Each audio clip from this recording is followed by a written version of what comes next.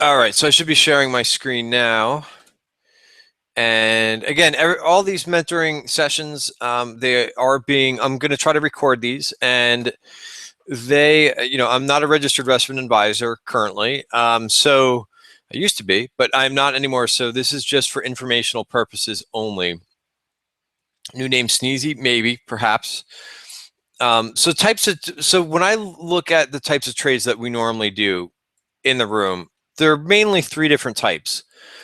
Maybe not so much today. Today was a pretty, a pretty boring session, but the three types of trades that I look at, and there's a little bit of overlap with these, but the three trades that I look at are: number one, day trades; number two, a day trade based on unusual option activity. And I define that as, obviously something that I'm really not comfortable with holding for overnight, because maybe it was a weekly option that I know Pat doesn't like, but every once in a while I will take a weekly option. Or if it's front month, those types of options, I generally, if it's really something that I like, I'll hold overnight. You see me in the room every once in a while.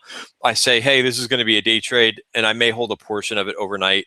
I feel a lot more comfortable if I've hit a target or two, and I've taken some of the money off of the trade, and then I'll go ahead and hold the balance overnight. But for the most part, those two first types are, a day trade. That's something where it's not based on any option flow. It's not based on unusual or significant option activity. It's based on something where, I'm looking at, just like in the mornings, we're looking at day trading setups, and I like Apple, I could like Facebook, I could like Amazon. And then what I'm doing is, so we'll talk about that one first. Again, it is a day trade. I'm going to be out of that definitely, sometimes minutes, sometimes half hour, sometimes a little bit longer, depending if we've got a nice trending day, which we haven't gotten too many times. But you should always have, I always have my risk established from the beginning. How much am I going to risk on these trades? So before I start taking these types of trades, I want to make sure I know, is it going to be, what's my total size? Is it going to be $1,000? Is it going to be $500? Is it going to be $5,000, $10,000? I should already have that in the back of my mind. Number two, I should already have in the back of my mind what I think is going to happen. What's the price that I'm going to bail on the stock? So I haven't even gotten into position sizing, but we're going to talk about that in a second. But what's the price, or what's the place that I'm going to bail? Is it a value area? Is it an MACD crossover? Is it something using the Ichimoku cloud? I should already kind of have that in place in my mind. Now, also, I also don't enter all of my whole position size in the beginning. And this all depends on your personal style. So, the original question that Ezra asked is, what kind of position sizes are you normally taking in these types of trades? And why I've kind of broken this out into three different trades is because it all depends. There's a lot of different situations. There's a lot of different types of trades. There's a lot of different feel, when you're trading. And as you become, as you get out of the mode of being a beginner trader, you start to have more of a feel. On these types of trades, I only, risk about 2,500. Maybe on these trades, I risk a little bit more, and some less. You'll hear me saying that in the room sometimes too, where, hey, I'm going to take a small trade. Maybe it's 25% of my normal trade size. So all these kinds of things for position sizing, you should already have pre-established. And that's why I've broken it out several ways, because that, I think, kind of helps the trades fall into certain buckets. So starting with the day trade, again, this is usually for something like, like we saw with Apple today, for example. Just move this over here.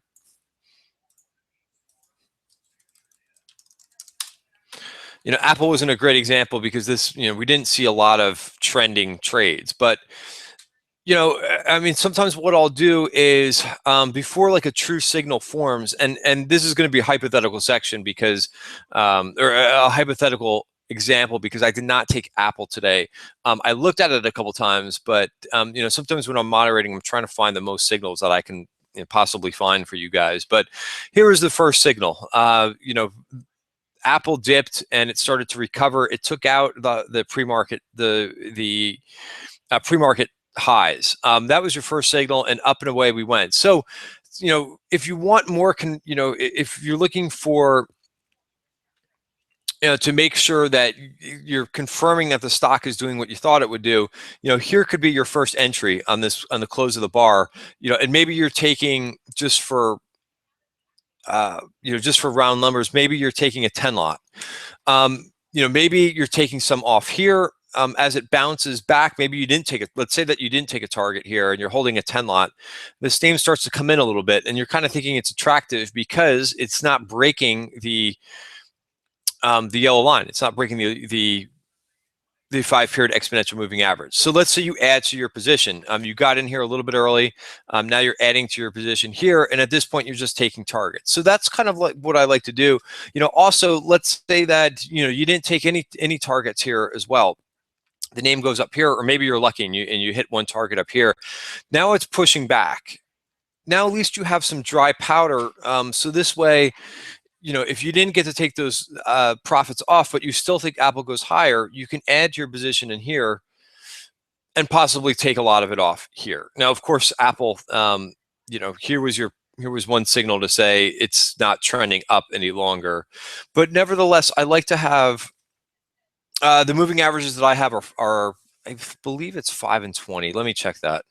Might be a little bit different. Yep, 5 and 20 exponential moving averages of what I have on my screen. So, Scott may trade this a little bit different than I do. Scott gets in very quickly and gets out of trades just as fast. Sometimes I'll sit with, and same thing with GoTrade. I noticed that he does that quick. He's usually going in once. Maybe he'll add to the position twice. But what I want to get out here is I don't normally go in unless the setup is perfect to me. I'll leave some dry powder in case that my timing isn't perfect getting into a trade, which often is the case. You're not going to hit it every time at a perfect entry. The other thing is, just as I mentioned, the first bar went higher, and as it's creeping up here and doing what you thought it can do, you're confirming that it's breaking out here. So a lot of times I'll kind of dip a toe in and then I'll add to a position. So not only when the stock is not doing what you want it to, but sometimes I'll enter into a position small size and then I'll kind of build into it as it's confirming what I thought was going to happen.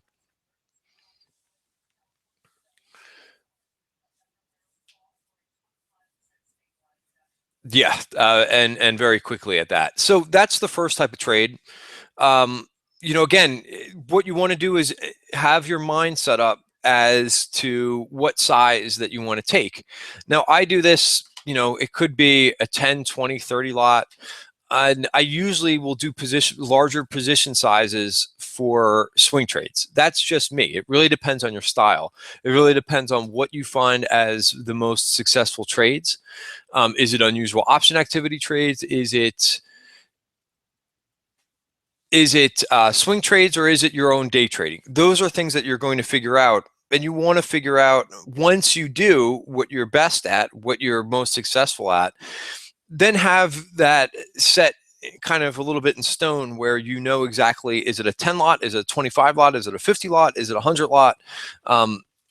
But that being said, I always like to have, let's say that you find that it's a 25 lot is best for your first entry. Where do you want to get up to? Maybe a 100 lot. So all those things you want to have pre-established. For a day trade, for unusual option activity, now I'm a little bit different than everybody else. Again, I have this size pre-established, and you can set your orders to be pre-established too, so that you can get into these orders as quick as possible. Oftentimes, time is of the essence in these trades. Is it a 10 lot? Is it a 25 lot? A 50 lot? Depends on what you think is the signal that you're seeing. We saw a couple of different trades today. I can use the example of, we saw about 3 or 4 days ago a nice bullish trade in Amazon that was unusual option activity. So for Amazon, the trade was something like $1.50. So you want to have that going back up to here. What's your risk? How much do you want to be putting in that type of trade? Let's say it's 5,000. So something like for $5,000, that's about, oops, I didn't do that right.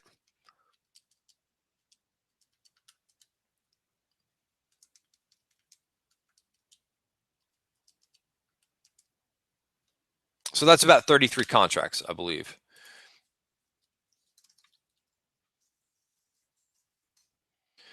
Something like Boeing, Boeing was another unusual option activity. So right away, when I saw the Amazon trade, I was thinking probably medium to hot. So that's why I probably did, risked about $5,000, maybe a little bit more on the Boeing trade. But on the Boeing trade, that came in. That was Amazon. Boeing, that was about $4 a contract. So I don't want to be risking, I don't want to also be doing 33 contracts for Boeing. That's going to be a lot more money. That's going to be $13,000. So I want to have in the back of my mind, really quickly, and I can adjust this once I get my first block into the trade. But if Boeing is trading at $4, if it's the same amount of money, again, just for round numbers, say it's $5,000, that's something like 12 contracts. So you want to think of it in terms of dollar. What's your dollar investment? Not so much straight contracts, because all contracts are going to be different, are going to be expensive, are going to have not expensive, but going to have different prices. So the Amazon, which we see a lot of unusual option activity around, like the $1 to $2 range, that's a little bit more common. So you can kind of know how many contracts. After a while, you kind of get a feel of that. Yes, I'm not sure if I'm going to send the email out, but I will send it out based on request. But yes, I am recording this. Boeing, something like this is just going to be 12 contracts because it's at my threshold of, say, $5,000. And also, do I know what has worked in the past for me? Has Amazon trades worked on unusual option activity? Have they worked in the past for me? Yes or no? Or is it more of a cold, medium, or hot signal? Boeing, I thought as immediately as a hot signal. Every time I've traded Boeing, which I don't want to jinx it, but it seems like when I've seen good signals in Boeing, they've worked really well. So something like that, I may up my position size, and I may do it in the beginning. But again, I always want to have a little bit of dry powder available to me in case that the trade is not working out correctly. For both of these, when do I bail on the trade and when do I not add to it? So if it's unusual option activity, the trader who originally bought, let's say, the Amazon or Boeing, and we saw that the very next day in Boeing, they actually sold the majority of their position in Boeing. So number one, if the trader abandons that position, the unusual option activity, whoever got into that trade, and the Boeing was very much a news story. They were laying off. They announced a big round of layoffs. And I'm not sure if that's the exact timing of when they bought those options in the Boeing puts. If it was right when that announcement was, if it was before, but nevertheless, it's very much, I would say, an unusual option activity type where a trader is putting on a particular position because of an event or a headline. So in that case, that's what it was for Boeing. They announced a big round of layoffs, and once the initial move happened, that trader unwound that stock the following day for very nice profits. What is the rationale for adding as price moves in your direction? The rationale is that sometimes I'm anticipating a move. So let's say this candle happens. We get a nice green candle.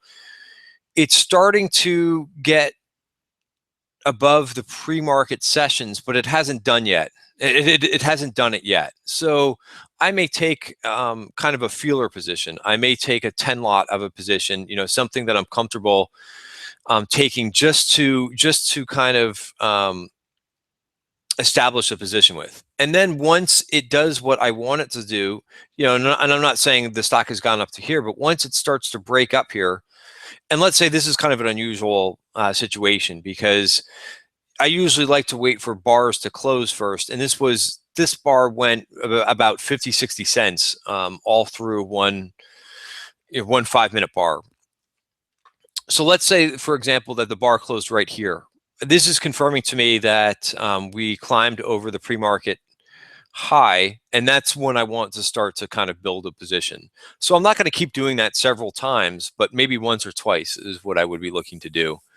Once when I'm kind of anticipating a little bit, and that's my trading style. Another time once I'm confirming, then I may actually go in a little bit more once I've confirmed that the price that Apple or whatever the trading signal looks like it's starting to rally, or vice versa, fade.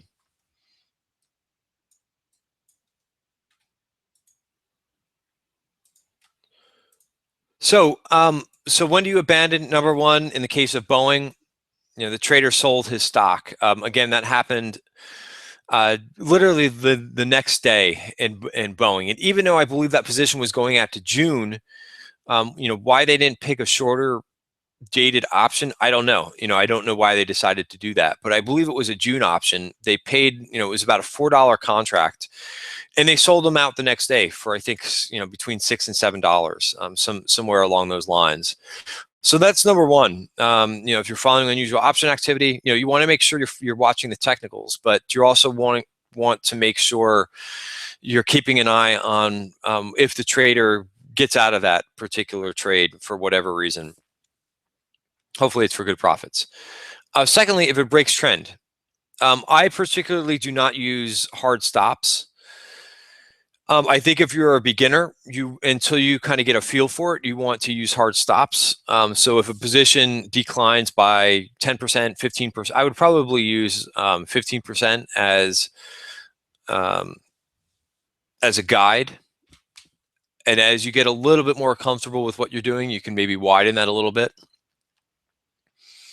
But I don't use hard stops. I will use stops as an alerts. So if a price, so for example, let's take, let's see if we can find something on the S&P. So let's say you're trading S&P to the long side this morning. Maybe I'll use something like the top of value. So I can use a value area as my stop. Let's say I'm trading S&P as a day trade. And I like the fact that, number one, it broke the top of value, which is the red line. Number two, it broke the pre-market sessions. Let's just say, for example, this was pre-market. And it starts climbing up. Perfect. Great. I added a trade here. It's moving up. I'm in the money. I'm looking for a nice trending day, for example. Let's say I don't get that. Now I'm back to, back to where I originally initiated my position. What I would be looking for as a stop price is maybe a closing bar into the value area. So once that happens, maybe I'm setting an alert.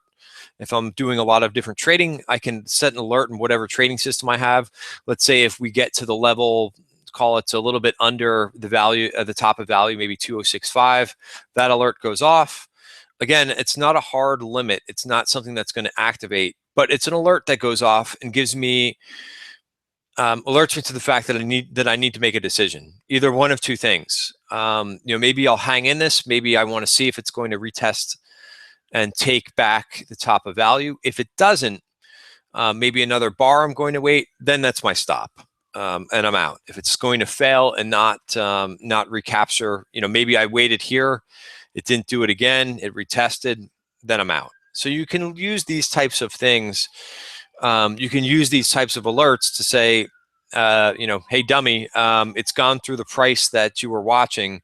You need to make a decision. Is it something where you want to add a position, or is it fading and it hasn't been able to reclaim outside of the value area, and that's my time to get out of the trade?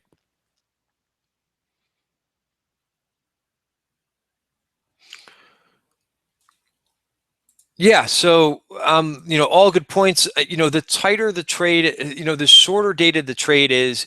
If it's something like a day trade, I'm going to have wider stop prices. I'm going to, excuse me, if it's a day trade or if it's a very short dated option like a weekly or a monthly front month. Let's say it's front month. I'm going to keep my stops narrower. And the reason being is I have less room for error in those types of trades. So the less time frame I have to expiration, the more damaging is for if the trade doesn't start going your way. If it even does this and chops around in a day trade for a while, let's talk about obviously it sold off right away, but let's say it just kind of meanders around this top of value for hours. You're going to lose on a weekly position if your position doesn't start moving in your favor. So you want to have, absolutely, you want to have tighter stops for, so if it's your normal stop is 15%, maybe you make it 10% for a day trade. For swing positions, same thing. If you're dealing with, let's say, a 2 or 3 month trade, maybe something like 15% is your stop price. If you're dealing for a 6 month trade, I typically will widen those stop prices out a little bit longer. I did that with Nike. Nike is a July position that's not working for me. That really started to move against me. After basically a day of having it on. However, it's just one day. I have this position out in July. What I'm looking for is, to make sure that this trend line does not get violated. I'm also looking at the bottom of value as a particular stop price. So two things that I'm watching with the Nike trade, which is a good example because it's not working for me. And how many times as well, how much money am I going to commit to that trade? How many times am I going to add to it? Probably 2 times. If I add to it 3 times, I may do that if I've only done a pretty small trade. If I've gotten into the trade for maybe 15% of my normal size in a particular trade, I've got more dry powder on the sidelines. So if you're looking at the daily chart or the weekly chart, you have a little bit more grace period if the position goes out to July or if the position goes out to January. So that's the third type of trade. So let me see if hopefully I answered that question, Ezra. But yeah, for something like a July price, a July option, yeah, I have a little bit of a wider stop price. So swing trades, how I normally trade swing trades, from my experience, if I can kind of share with you some things that have worked for me, some things that have not worked for me. Generally, the trades that are longer in maturity, that just fits my trading style a little bit more. I'm a little bit more comfortable holding those, even if they start to lose money. I just feel like I've got a lot of time on my hands to correct the trade. And you also have a lot of time so that it can come back. If you're dealing with something that's a month or 2 months out in maturity, you don't have a lot of time. If it starts going the wrong way for, let's say, a front month for an April or a May position, if it starts going the wrong way, you have a lot of things working against you. You have the delta that's going to start working against you. You have time decay that's going to start working against you. All these things are stacking up against you, and it's going to make it harder for that position to come back. So another thing that you can do, if you did get yourself into a front month position and it starts losing money, you can either choose to get out of the position altogether if you think that it's just not going to work, or you can roll it out and give yourself more time. Both of these things I've done. It all depends on the situation. It all depends on the technicals, and it depends on, based on these 2 criteria. And how I normally do that as well is with the swing trades, unless it's a trade that, going back to my cold, medium, or hot, is it exactly, is everything lining up exactly the way I want it to? I refer to that as kind of more of a hot signal and hot route, where I like everything. I like the timing of it. I still may not be correct, but the timing is a little bit better. But those situations are a little bit more rare. A lot of the times it's more of a medium signal where, there's some a big unusual option activity trade has hit the tape. And I like the chart. The chart's not perfect to me. It's a little bit like the GE chart that I was looking at earlier. I like the breakout. But where it was, I would say a couple of days ago, I like the breakout. However, I don't like the fact that it's overbought. I do like the fact of what GE did today. It came back and touched the top of value. We'll see if it bounces here. If it bounces a bit tomorrow and doesn't fall into value, I may be a buyer of that name. And that would probably be a medium signal. Why medium? Because there's no unusual option activity. There's just technicals that I'm relying on. I think a hot signal is when, the stock is down a little bit. It's not a stock that's up 5% on the day, and the trader is looking at the charts as well and saying, hey, this is the right time, and that coincides with my technical studies as well. So that I refer to as more as a hot signal, something where, I've done my research, I like the technicals, and now I'm seeing unusual option activity in that sector or in that particular name.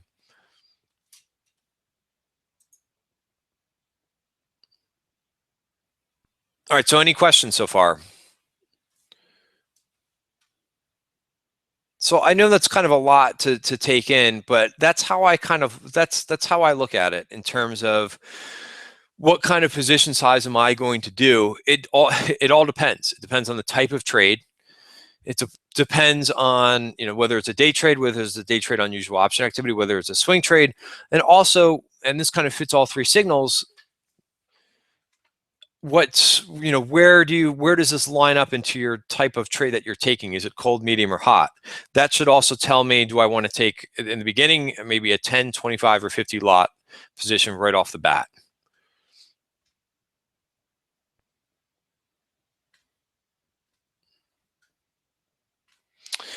During a day trade, do you learn much from looking at level twos? You mean like the level two data?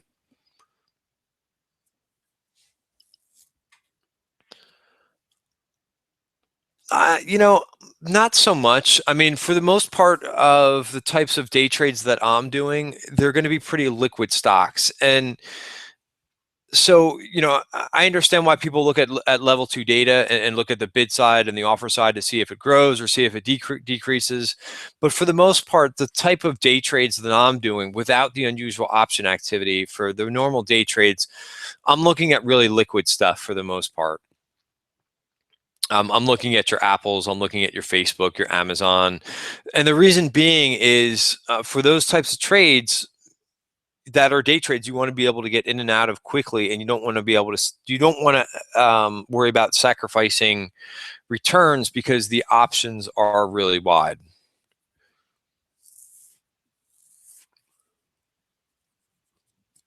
So I don't look at that strategy too much. I mean, I guess you could do something like that if, every once in a while I'll trade XBI or IBB.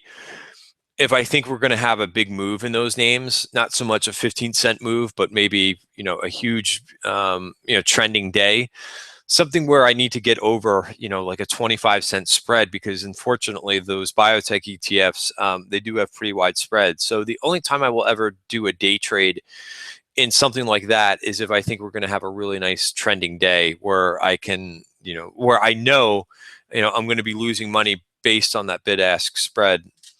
But I'm really expecting a big move. So I very rarely will trade, IBB and biotech, IBB and XBI, due to the fact that if you're going to have a day like today, which that name actually worked pretty well,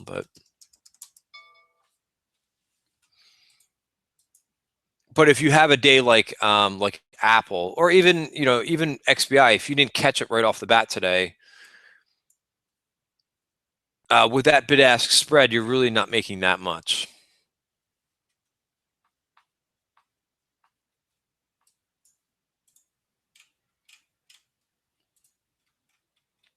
So I'll pause here for questions. And the last thing I'll add here is, the reason why I say for position sizing, it depends, because there's no straight formula. I just don't think it works that way unless you trade all the same type of trade all the time, unless it's just day trading, or maybe a little bit of swing trading, then you can have a set formula. But I use different types of position sizes for different reasons, and that could be depending on your type of trade philosophy. So this is something you'll learn as you go along. And if you're new to trading, you can always, of course, paper trade. I never really liked paper trading. I never really did much of it. What I did, especially for unusual option activity, there's no harm in trading, a 2 lot, even a 1 lot, a 3 lot, a 5 lot. This way you're not risking a lot of money, but you're getting a feel for it. And you can develop much more of a feel for something like that. I never really trade, we'll do a 1 lot or a 2 lot, but maybe I'll do a 5 lot or something just so I can kind of take targets. And while I was learning unusual option activity, if you take a 5 lot, then you can at least take a couple targets, which is how I like to trade as well. All right, so we've gone about a half hour. Let me know if there's any questions. We could talk about anything, about these types of trades, how I also take profit targets.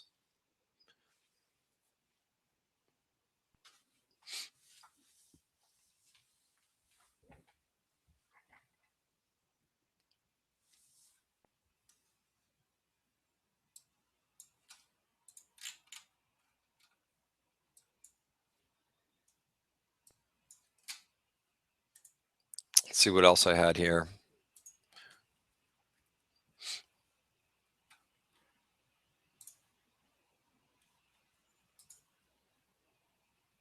And the other thing is, what also helps me a lot is, whatever your comfort level is on an unusual option activity. Let's say it's a 10 lot, let's say it's a 25 lot. Again, you can set those as defaults in your order entry screen. This way you can get into a trade rather quickly, and you don't have to be kind of fumbling around and changing around your position size. But most order entry systems will allow you to have, I used to call those hot buttons all the time. When I used to trade institutional money, I used to have something that would be, I would have for any type of, I would have a box with, that would have the level 2 data on it. And to the left and to the right, I would have different buttons, one for, let's say, 100,000 shares, one for 250,000 shares, one for 500,000 shares. And I would have all that set up beforehand. So literally, I wanted to get into the market as quickly as I could with as least amount of clicks on the mouse. So sometimes that would be 1 click, sometimes it would be 2 clicks. I would usually have a verify button, just so I didn't click on my screen inadvertently and buy 500,000 shares of SPYs or whatever ticker I had up. Usually 2 clicks and I was in the market. And I try to set my order entries up a little bit similar. Of course, I'm not trading institutional money anymore, and I don't have those type of capabilities. But you want to be thinking about reducing the amount of steps as you get more comfortable with trading. This way, you're not having to click the mouse 5 times, and which could cost you a little delay in something for like an unusual option activity trade. And that's the only other time, that's the only real time I think you're missing that. Day trade a little bit to a lesser extent.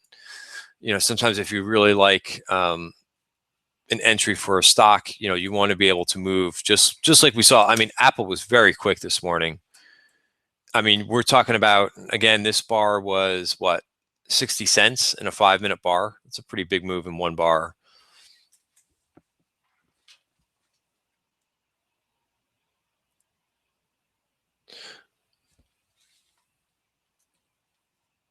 Oh, cool. I'm glad that's helpful, Susan. What do I find most successful with unusual option activity? Ask side. Okay, so it was a great question, Scott. I like when it says, let's see if we can find one today. There wasn't, there were few and far between this week.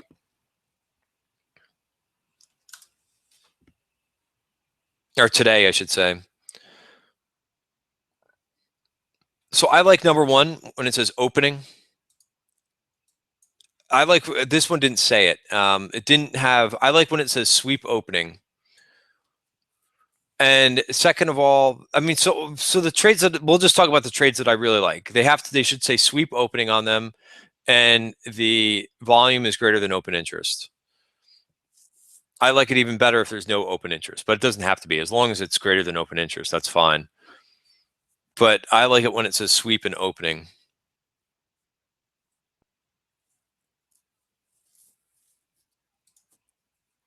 And the reason why that's the case is because when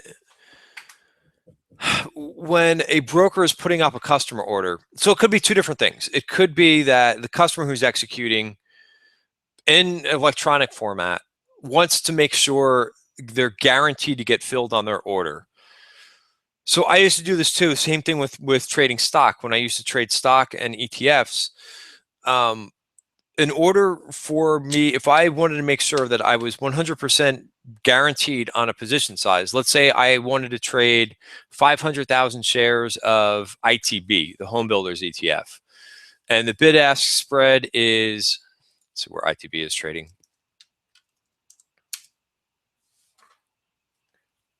Let's say the stock is trading at 2664. The bid-ask spread is 62 at 67. Let's say I wanted to buy 500,000 shares and the offer is 67 cents and I need to get filled at 500,000 shares. I like the price and I'm willing to pay above the offer by 3 cents.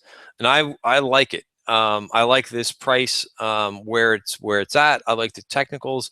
So I'm going to pay 3 cents over the offer of 67 cents to make sure that to assure myself of being filled.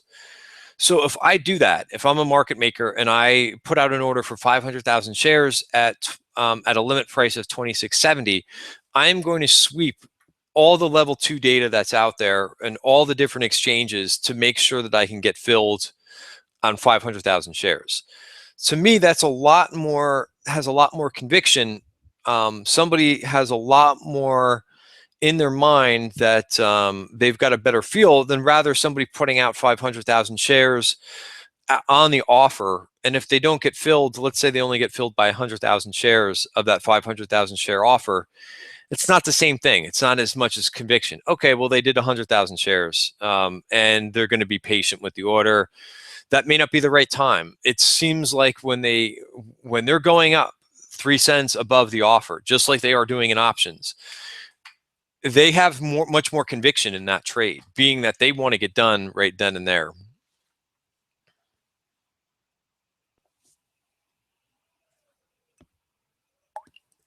So when you see that on an option print, it's the same thing.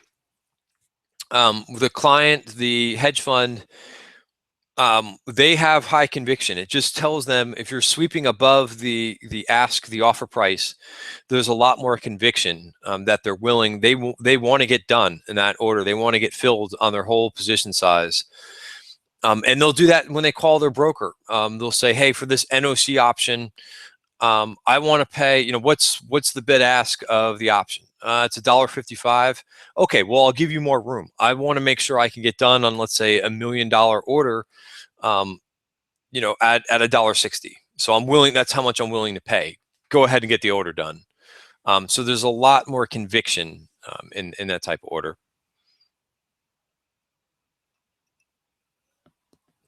So those are the two things. It doesn't always have to be for me to get into a trade. I don't always have to see sweep, but to me, those are the better orders. As long as it says ask and it says opening on it, that helps as well. And the volume is greater than open interest. Those are the main things I'm looking for.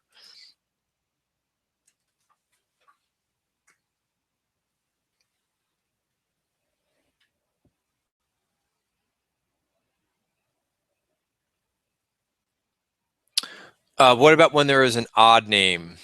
I'm not sure what that means. Something you don't see very often. Something like that. What was the name that Pat took today? Does anybody remember what that name was? Did he put that in the Did he put that in the notes?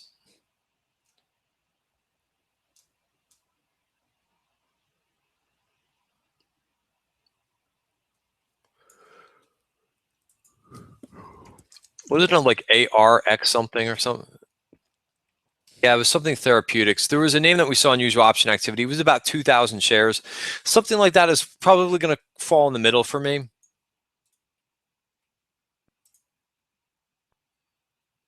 If you go back to the 10, 25, or 50 lot, I'm probably going to look at something like that. Something that a name that I'm not familiar with at all. I'll err on the conservative side. Maybe I'll take a 20 lot. So for a name, whatever that name was, ARMX or something like that, it only traded about 1,500 to 2,000 contracts. So something like that, a name that I've never heard of before, and a name that's on the smaller size order that hit the tape. I'm probably going to take something like, I'm going to dial it down. I'm going to pick the smaller choice, whatever I'm familiar, whatever I'm comfortable with.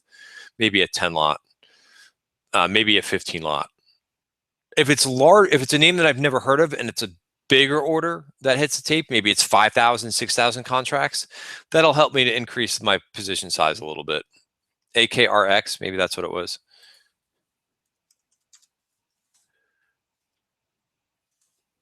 Yep, there we go. So it was 2,000 contracts. Thanks, Clayton. So it was 2,000 contracts. Something like this, I am a name that I've never traded before. It does say sweep opening on it. It does look like it's a new trade. It says sweep opening. Volume is greater than open interest. So I have two things on my checklist have hit. However, it's a name that I've never traded before. And it's not that big of an order. It's 2,000 contracts. So something like that, I may want to participate in, but it's going to be on the smaller side.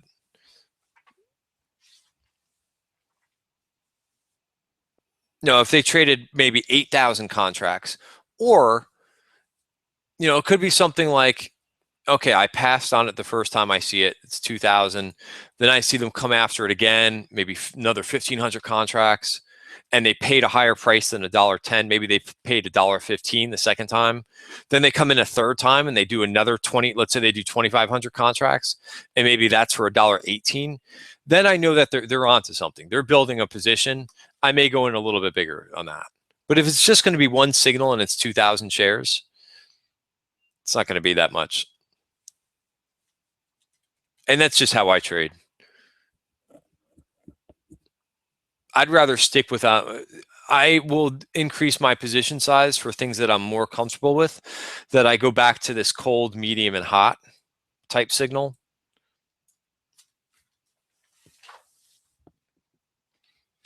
So these are all good things to write down. Have these on a cheat sheet for yourself. If you get, have a spreadsheet, maybe with different columns, and you could say, is this order, is it a name I've ever traded before? No. Is it a huge size? No. Okay, well then what's your default size going to be? And establish what that is. It's kind of like a decision tree. So we go back to the original example, is this a name that I've traded before? No. Is it a large order? Have they bought this order several times? Yes. Okay, maybe I can increase my size a little bit more.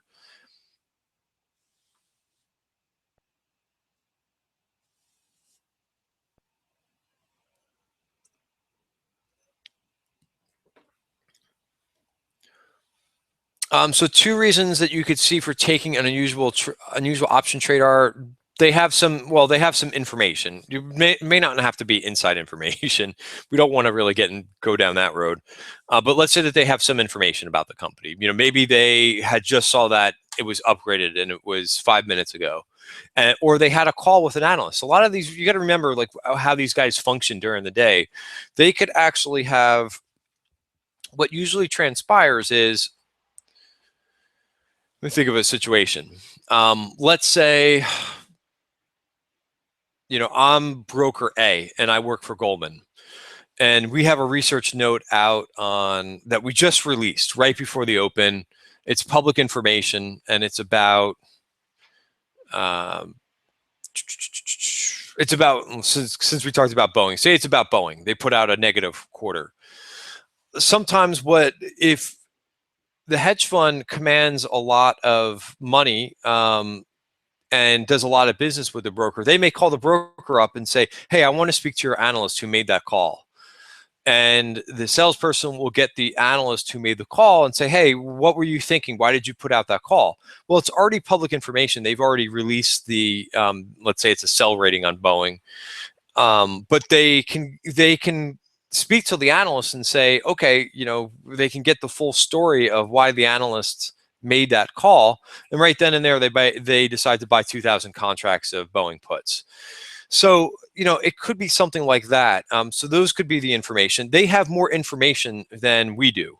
They're getting more information by calling that analyst whose daily job is to find out, what they think about Boeing. They're privy to a lot more information. It's public information. They've put all this information in the research report, but the only thing, the news wires haven't written the whole research report up yet, or haven't summarized it, so you don't see it. You got to remember too, all these brokers, they're privy to, all these hedge funds will get the research reports right away, as soon as something hits. Whereas we don't get that information. We're looking at news wires to put that summary together for us, not off the actual report. You have to get the actual report from the broker.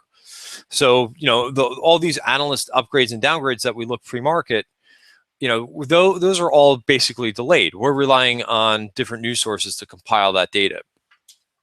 Yeah, they have their own analysts too. Absolutely. Exactly. Yeah, and I'm just reading your comments, Mark. That's exactly what I'm talking about. They likely have more. They have more they're more accessible. They have more at their fingertips in terms of information. So going back to Ezra's question, 2 reasons to take unusual option activity.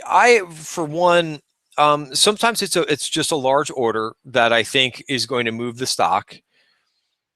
That's that's the one reason for taking unusual option activity. It's a pretty large order in terms of dollar amount, dollar value, in terms of the average trading volume, right? So the trader, the person who's executing the trade, if it's a huge amount of volume that needs to be traded for the stock's going to move. You're going to impact the stock. Just like in when I used to trade ETFs, if someone has a block, we saw this with XLU on Friday, for example. Fortunately, this didn't go my way because I was short XLU.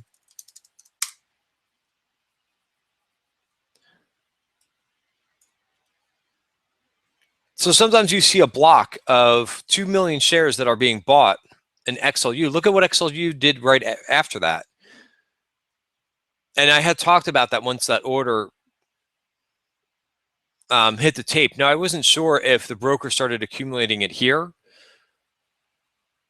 or if they really started accumulating it here and they drove it up to here. But nevertheless, that's a big order in terms of how much, it's impactful, right? So that's the first thing. Second of all, and why the majority of trades that I take are because I like the technical setup. So it kind of confirms my own analysis. Because you never know. I mean, even if you see this trade go up, obviously, most likely it was a buy. It's a sweep opening.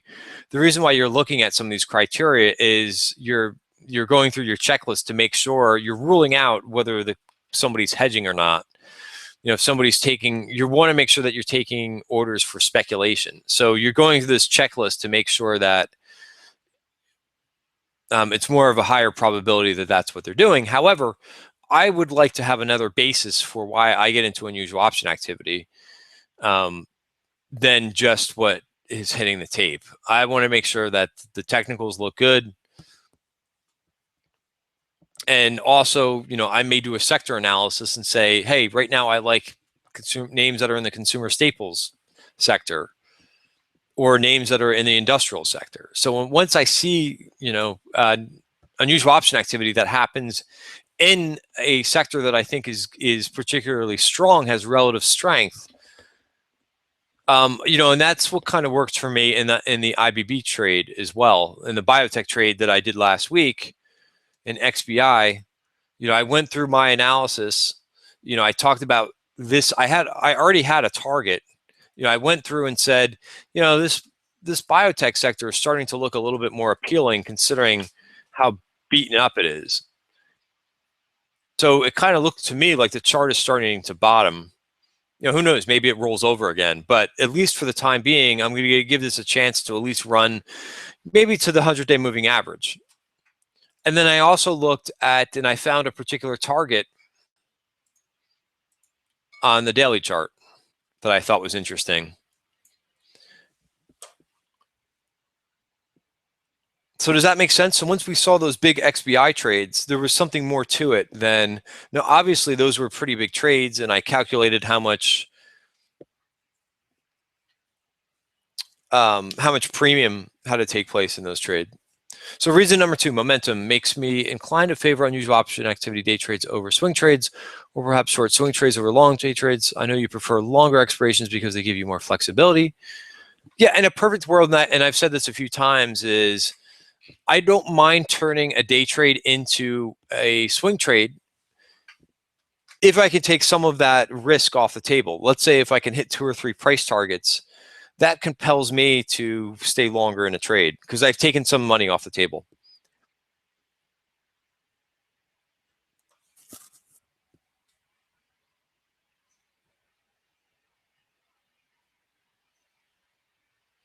And I'll do that for longer. You know, again, going back to a couple of the examples that we've gone through, you know, something like Boeing, right? I mean, I believe that was a June option. So something, if I wanted to, you know, I hit several price targets, and I could have, if I wanted to, which it would have worked out for me if I would have held some of that position overnight, because I think I hit 3 price targets. So I've taken 75% of the order off. And if I wanted to, I could let the 25%, I could let that position ride. And that would have worked out in Boeing.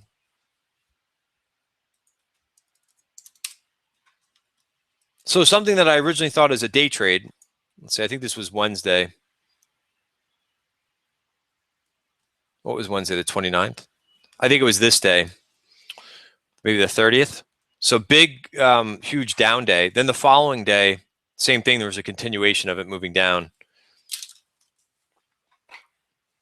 But that's in a perfect world. Those are your best trades, in my opinion. You know, something that's June expiration, big red candle. So I took 3 targets, and now I'm playing essentially with house money. And those are situations that I love to be in.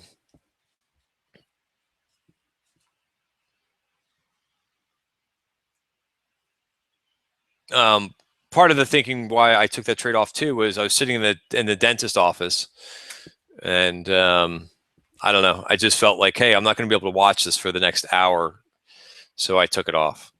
That was on Wednesday, I believe, last week.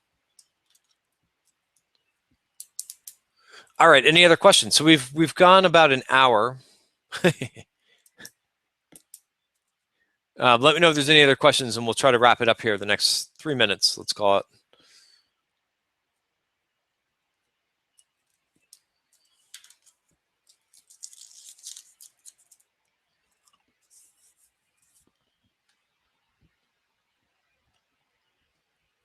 So we could do these, you know, I'm going to try to do these maybe Monday of every week, where we can kind of go over a topic or talk about, you know, some of the trades that have happened.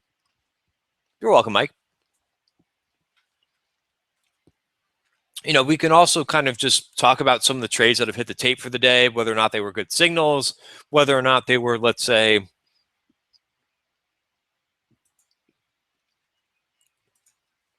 cold, medium, or hot signals, why I thought that way. As you guys are getting a little bit more familiar and comfortable with trading unusual option activity.